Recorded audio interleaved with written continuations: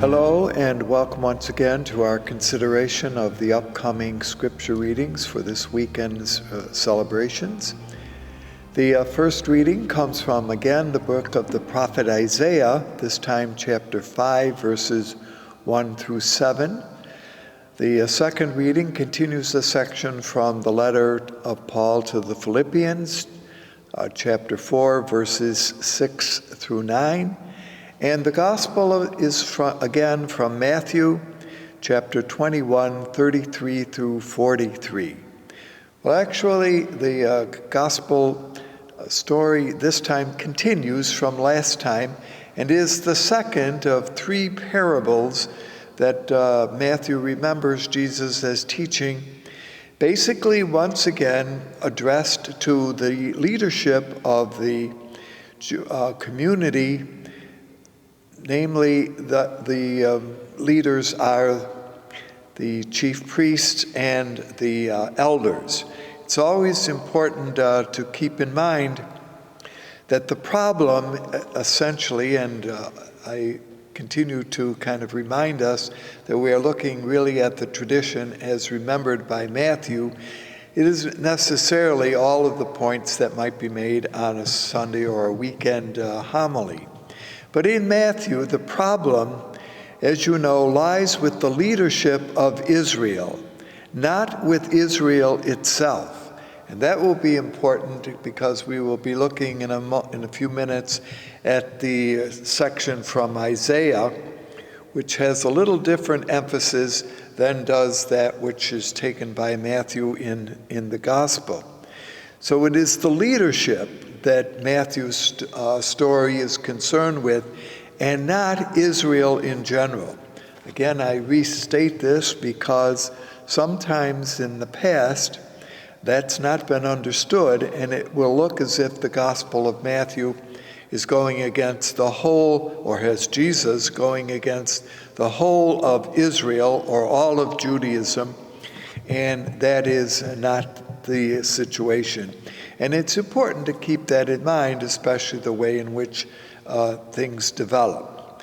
So this week picks up what was, you remember last week, a vineyard story where a man had asked his two sons to go into the vineyard, and we had seen different responses by both of them.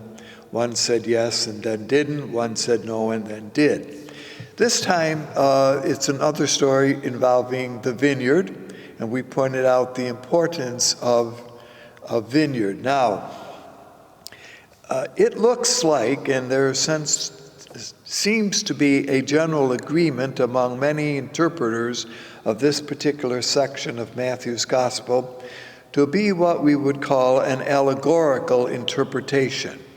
Now, again, this story is borrowed from or taken from Mark, and Matthew makes an appropriate adjustment in order for it to fit his particular message, but the basic story is really an inherited tradition.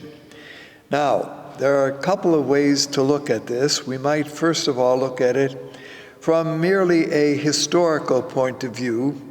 And this might have been the way in which Jesus originally told this parable, or adopted it for the appropriate message. We do know that vineyards, in the time in which Jesus lived, often found that the owner of the vineyard, and these were large plots of land for growing the vines and the grapes that made for the harvest, the vine owner often lived in a different country. This, therefore, indicated that, and this was a common experience among peasants in Galilee, namely vineyards that were owned by others who did not live there. That's what the point would be. And so what the owner did was he rented out the vineyard to tenant farmers or sharecroppers who worked the land, and in return for working the land for a fee, got a percentage of the crop. So what the owner would do would be to send his agents on a regular basis to get what he was due. So there was the owner's due, then the kind of worker of the vineyard, and then the workers. So the status of, or situation of the tenant farmers, who were often peasant freeholders, the peasants who were more fortunate enough to own and to farm their own land. So there is a difference here, and I give all of this little background because it is perhaps interesting to notice. The situation here was that some of the crop, now when you think about it, the whole harvest, how was it divvied up? Some of the crop was used for trade, namely to gain the necessary aspects of life. But others, and so what would that be? Well, you had to trade with, and remember, and this is important, Roman tribute, payment to Herod, who also was, remember, ruling the Galilee, to the procurator and to the renter. So when you began to put together all of these different tithes, the various different kind of payments that had to be made once the harvest was put in place, it's estimated that this added up to anywhere from 35 to 40% of the total income that was gained from the vineyard. That left about 20% only of the annual produce to feed family and livestock of the free-holding peasant. So when we think about it, a great deal of the income or the money that came from the vineyard did not go to the workers, but rather went to the owners or the whoever those persons were. Far less was therefore left to the tenant farmer, who also owned land rent. Now, one can understand here, from this point of view, how tenant farmers are frustrated and desperate at times, and might even be driven to violence. So that's a little bit of the background now as this story is told, because remember, it begins by saying that the owner wants to get his share. So he sends messengers or persons to pick it up. That is, what is due to him, according to all of the agreements that have been made. Now, and you got to kind of see here that there might be a frustration, and that's why this parable is sometimes called the parable of the murderous tenants, because many things, of course, grow up in the land that make life difficult for living, and the crop might not have been as good as might be expected, due perhaps to elements like famine, lack of rain, overpopulation, and then, of course, heavy taxations. All of these factor into what might have caused a revolt on the part of the workers. So when they come to make their claim, pick up, they refuse. And then the owner sends again and maltreats them. Now you might say, well, why would they do that? Well, just that they're so upset, so kind of weighed down by any of those factors that we have mentioned, that they might resort to this. Finally, the owner sends his son, and they say, here comes the son, and he will inherit the vineyard. Now, there's an assumption made wrongly by the part of the tenants here that the owner is dead.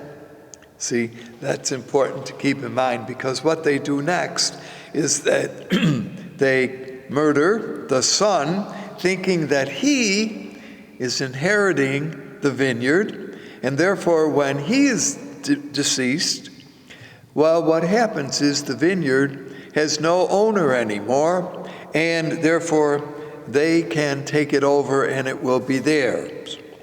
Now, that's why they kill the son. As I say, mistakenly thinking that why would the son come if the owner wasn't around, see? And so they do make a stupid and, when one thinks about it, an illegal action to take the life of someone. And so, namely, who is the proposed owner of the field, when the father discovers what they have done, the question is then raised by the parable, what do you think the owner will do? And I think it doesn't take a whole lot of thinking to realize that what the owner, realizing that his son has been murdered by these tenant farmers, is going to go after them. And so that once again violence will beget violence, and you can certainly see why that might be a reaction. So that's a little bit of a possible explanation as to why the tenants would have engaged in the action that they did. Now, as we mentioned, in the synoptic tradition, this is true both not only of Matthew but also of Mark and of Luke, the parable becomes an allegory. And that is, as you remember, in allegories, different features and characteristics of the story have a hidden meaning. And that's what seems to be what now has happened on the part of the synoptic writers. And here, some of the actions, therefore, are important to notice. And how do we equal this? Well, let me give you a little bit of this. In this case, the vineyard is Israel. See, so notice what we're needing to find is what are the connections between certain things. The tenant farmers are Israel's leaders, and none other than God is the householder. So from that point of view, the parable now takes on religious understandings. The appointed leaders are not doing what they are supposed to do. Who are those who were sent into the vineyard to kind of glean the harvest? Well, those were the earlier messengers, and they equal the prophets. And finally, when the son comes into the collect what is due, who is the son? But of course, none other from the viewpoint of an allegorical interpretation, but Jesus. So see how the parable now takes on a very different understanding as it is remembered in the gospel tradition of Matthew. Keep in mind always that this may not have been the situation in Jesus' own time, but rather is the situation in the time of the gospel writer. And by this time also, remember that the city of Jerusalem had fallen, that changes had happened in the life of Israel, and that really we are dealing here with a Jewish Christian community's remembrances and dealing with the leadership of Judaism at this time being the time of Matthew. So, what do we find? Well, and this is where, for a moment, we'll kind of go now to the first reading, which comes from the book of Isaiah. And it works, as you know, we choose first readings to somehow match the gospel reading, and this is kind of works in its own way this time. In Isaiah, so we're skipping ahead a little bit here, 5, which is in the early part of the ministry, remembering that the book of Isaiah has 3 different sections. So this is the early time, probably activities that took place sometime between the years 783, 742 before the common time, is a carefully and cleverly constructed parable on the part of Isaiah. And here's how he tells it. Isaiah says, "My friend had a vineyard, and he had it and made it on a fertile hillside. And there he planted the choicest vines. And he did all of the appropriate things to make the ground right for a good harvest. Churned it up, planted it, got everything out of it. He even built in his vineyard a watchtower, so that they could be careful. Why would you put a watchtower? To make sure that, wrong animals or outsiders didn't get into the vineyard. And he also put a wine press in the vineyard itself. So he did all of the right things to get a good harvest. But in the end, what happened is it yielded nothing but wild grapes, unable to be eaten or used to make wine. So what did he do? He decided to do away with the vineyard. He took away the hedge that kind of bordered it and protected it. He gave it over to grazing. He let them break through the wall that he had built to protect it. He pictures the owner saying, "I will let no rain fall on it," and so therefore the whole crop will go to ruin. And the vineyard here, and here's now where the point that Isaiah is making in telling this in this parable to his fellow Israelites, the vineyard is that of the Lord of hosts, and therefore is Israel. And the people of Judah are the cherished plant.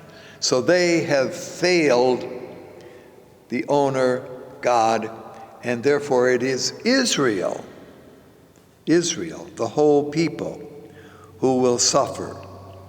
Now, what has gone wrong that is produced from Isaiah's point of view? The terrible grapes or the bad crop. Well, it is, and here the grapes, a certain allegory, yes, even in Isaiah here, are the fruit of infidelity, namely illegitimacy. They have refused to listen to the judgments of the prophets. They have gone out on their own, setting the Lord's way aside, and therefore, for that reason, God is displeased with Israel. And God's judgment, therefore, would be what? Found in bloodshed.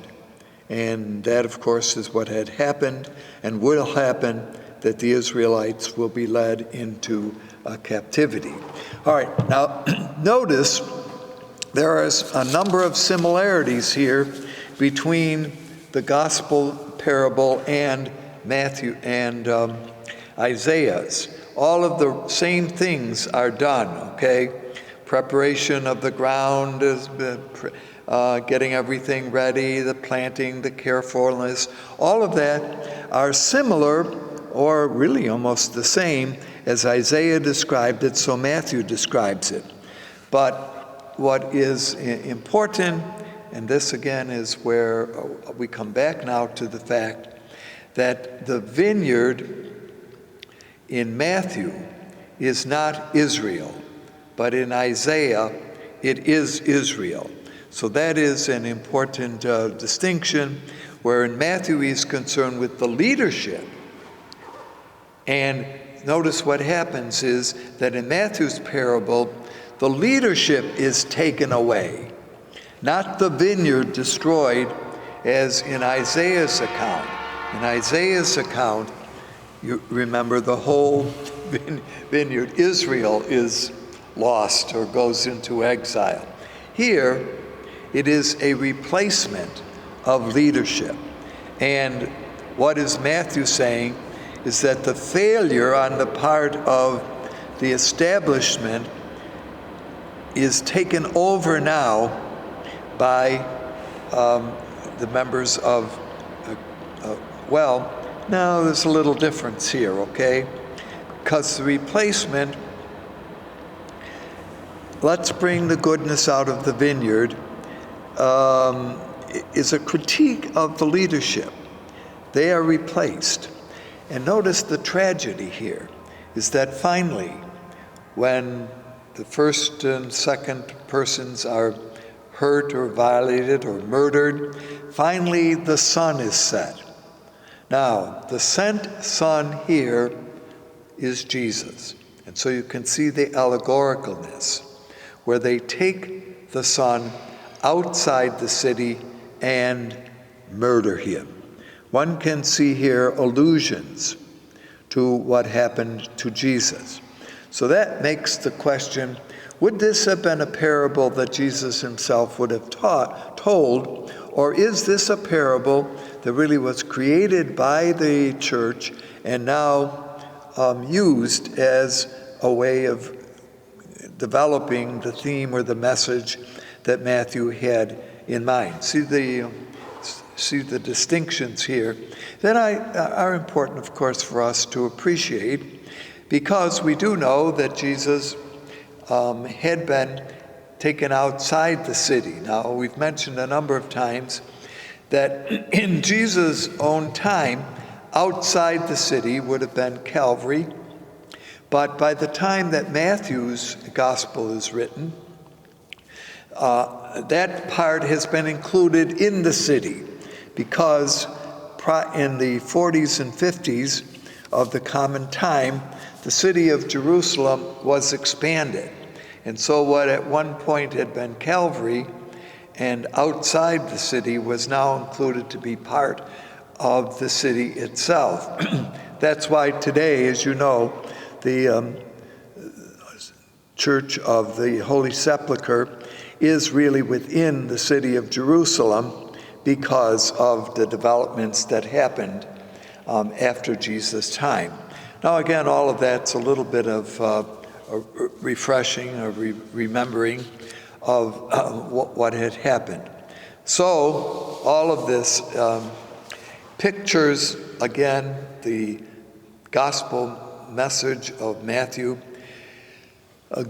pointing out that if the leadership of Israel has failed, who should be the new take-carers, if you can use that word, of the vineyard of the Lord, but the Christian Jewish community. And that, I think, is the basic message here that that one sees in this parable.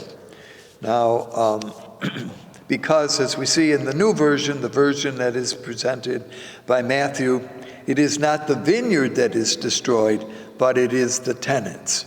The vineyard remains and simply, as we've noticed, has been entrusted to us. Is the vineyard of the Lord, therefore, as Matthew is saying to his own community, entrusted to us? And are we to do the things that are important and are necessary in carrying out the work of God and the work of the kingdom? So all of the, and with a little bit of consideration here, keep in mind too that Matthew's story has what we call to it eschatological dimensions. Remember that eschatology always looks toward something which is going to happen in the future. And what Matthew hopes to notice here is that the time of the kingdom is, or the kingdom of heaven, is now. And that therefore it is important that the right fruit, not the bitter fruits, but the right fruits are harvested. And what are the fruits? And here's where again you get allegorical implications, are repentance and conversion. And that there's always this opportunity in Matthew's story for those who have not accepted things to change their mind. So again, there is a connection here between this parable this week and that of last week. One remembers that in last week's episode, Matthew's Jesus continues to point out that prostitutes and tax collectors were willing to change their mind and to accept the gospel way. The good fruits of conversion, the good fruits of forgiveness are certainly what are available, and even to, and perhaps it's interesting to note, even though the leadership of Judaism, namely the leadership at the time of Matthew, was not doing things from the Matthean point of view correctly, they could change their mind. They could join the group. And so there is a certain missionary, and this would be what we would call eschatological dimension, offered in this gospel. Perhaps the leaders of the new Israel that was being formed after the time of the fall of Jerusalem in 70, and this, remember, would be taking place in the middle part perhaps of the 80s, some few years after the fall of Jerusalem. There still was the invitation and the hope perhaps on the part of the Matthean community to draw those who were not part of the believing community of Jesus as the Messiah into the fold. And so this universalism, which seeps through often parts of Matthew's gospel as a hidden theme, might be seen here.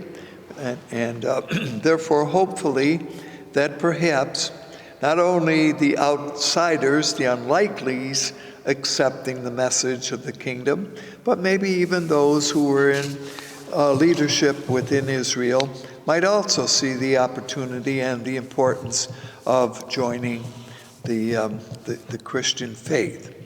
So in verses 40 and 41, we get a quotation from the Psalm 118, in which God's choice of David as the king and as the what we call messianic prototype is given. It's interesting how often in this gospel Matthew sees the connection of Jesus with the royal family of David, and so therefore that also perhaps is something that we've noted before that David was chosen as king by the Lord. So here, kind of nicely, the Christian believers in Jesus as the Messiah are also chosen by God to be messengers for the sake of the kingdom. So even though Jesus had been rejected and suffered, died, and been raised, nevertheless, the invitation to the whole community of Israel, and here now for concluding, might see again the vineyard as all of Israel, although that's not exactly how the parable, as Matthew crafts it, is done, but as perhaps the way in which Isaiah saw it, that all of Israel might accept Jesus as the recognized prophet of God, the recognized teacher of the kingdom, and truly the Messiah, whose openness and invitation was extended to all. So as we listen this week, once again, may we not adopt the attitude of the murderous tenants, but rather as the forgiving sharers in the kingdom of heaven, as Matthew presents that story. Here was parable 2. Next week we will hear another parable, again dealing with similar understandings. Thank you for being with us. Hope to see you again.